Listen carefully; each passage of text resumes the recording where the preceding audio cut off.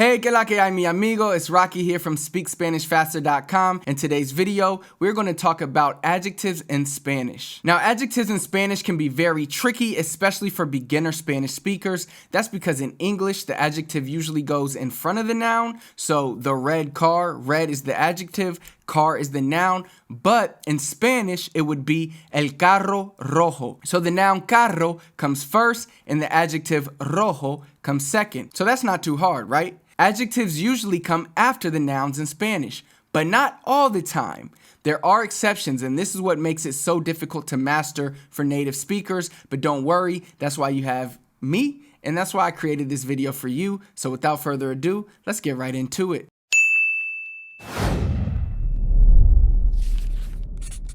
Now, before we get into the real confusing stuff, let's quickly run through the basics.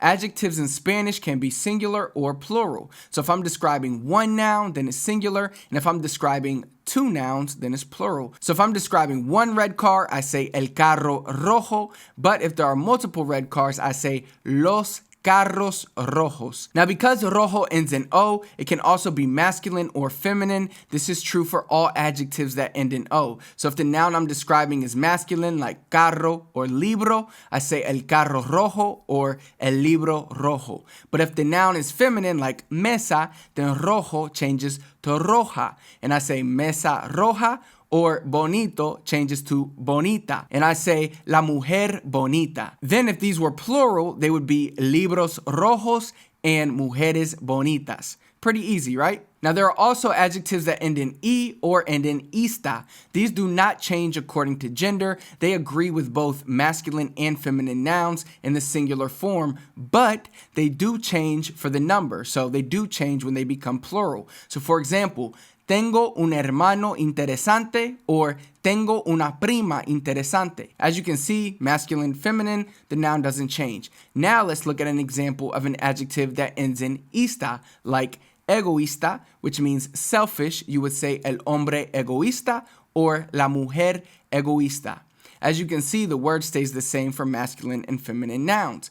But when they are plural, you add an S. So going back to those examples, tengo tres hermanos interesantes, tengo dos hermanas interesantes. Hay muchos hombres egoístas, hay muchas mujeres egoístas. Now the reason this becomes difficult is because many natives cut the S, and I've seen this everywhere, not just Caribbean Spanish. So it could be hard to tell the difference between singular and plural. For example, instead of saying hay muchas mujeres egoístas, what you would hear is hay mucha mujer egoísta.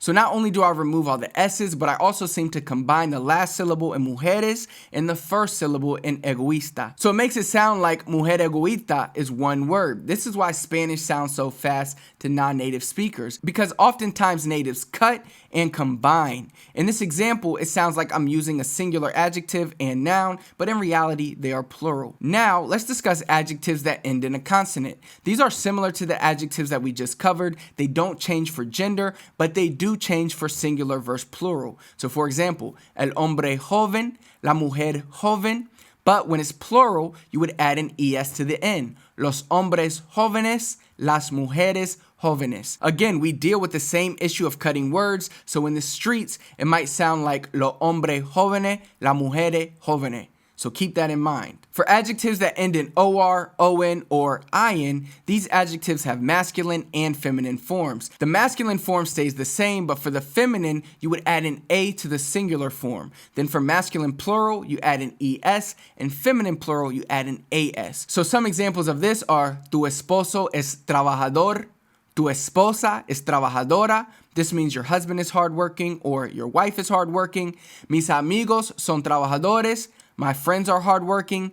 Tus amigas son trabajadoras. Your friends that are girls are hardworking. For adjectives ending in Z, like the word feliz, they are the same for singular, but when they are plural, you remove the Z and add the C before adding the plural ES ending. So the word would become felices. Now, adjectives ending in erior do not have a feminine form. So if you say el tribunal superior, which is the high court in reference to law, or if you say la tecnología superior, that means the advanced technology or even high technology. But you can see the adjective doesn't change whether it's masculine or feminine. When it's plural, the word becomes superiores. All adjectives ending in erior follow this. Now that you have a decent understanding of how adjectives work, let's talk about some of the exceptions that I mentioned earlier. These exceptions come into play when we talk about possessive adjectives, limiting adjectives, and meaning-changing adjectives. Let's take the same nouns and adjectives and see how they would change based on the context. First, we'll look at the first exception, and this is what we call a possessive exemption. These are pretty easy. Possessive adjectives are words like my, yours, theirs, ours. This is easy to master naturally because it's the same as English. So mi, tú, su, and also adjectives like este, ese, aquel. So in English, you would say my brother, my friend, these tables, this glass.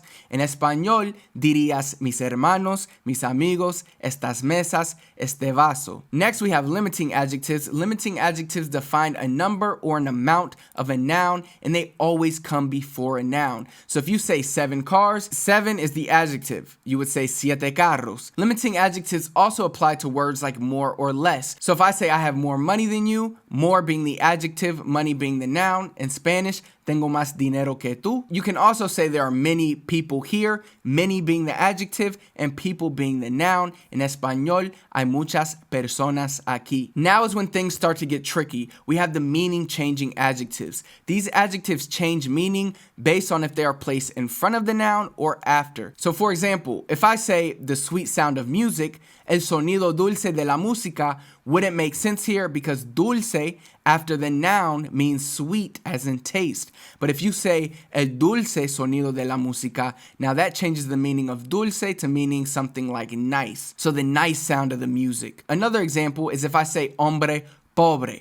That means the poor man, as in he doesn't have a lot of money. But if I say pobre hombre, that means unfortunate or like having bad luck. So he could be a rich man that's just having a bad day. Here are some general examples of meaning-changing adjectives and when they should be placed before or after the noun. Alto, before the noun, means high quality, so you could say alta sociedad, that means high society.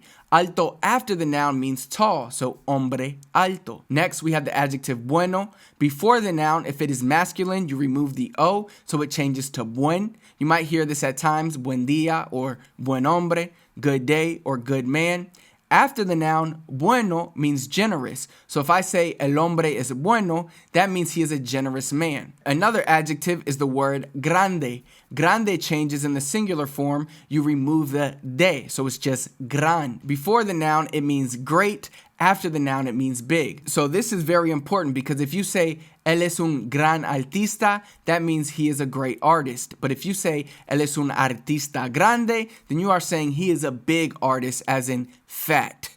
Let's quickly run through a few more examples. Pobre, I went over this earlier, but you have unfortunate if it's before the noun, poor if it's after the noun. Bajo, before the noun, means bad quality. After the noun means short. Solo, before the noun, means one. After the noun means lonely. Varios, before the noun, means many. After the noun means different. Único, before the noun, means only. After the noun means unique. Raro, before the noun, means rare. After the noun means strange. Mismo, before the noun, means same. After the noun means herself or himself. Nuevo, before the noun, means newly acquired. After the noun means newly made. Cierto, before the noun, means certain. After the noun means true or right. So definitely screenshot this table so you have it because you never know when you're going to need it. All in all, I hope this video was helpful. If you enjoyed it and you're looking to take your Spanish to the next level and become conversationally fluent so that you can interact with real native Spanish speakers, I have an exclusive free masterclass for all our YouTube subscribers where I reveal the 3 biggest secrets to learning Spanish faster. You can sign up for our next session at speakspanishfaster.com/YouTube. I'll pin the link in the comment section below, so just scroll down and you will find it. When you click it, simply go register for the next training session by entering your name and your email, and I'll see you there. If you liked the video, please hit the thumbs up for me. Comment below, let me know how else I can help you with your Spanish. Last but not least, please do not forget to subscribe to our channel and turn on notifications so you never miss a video. Until next time, hasta luego.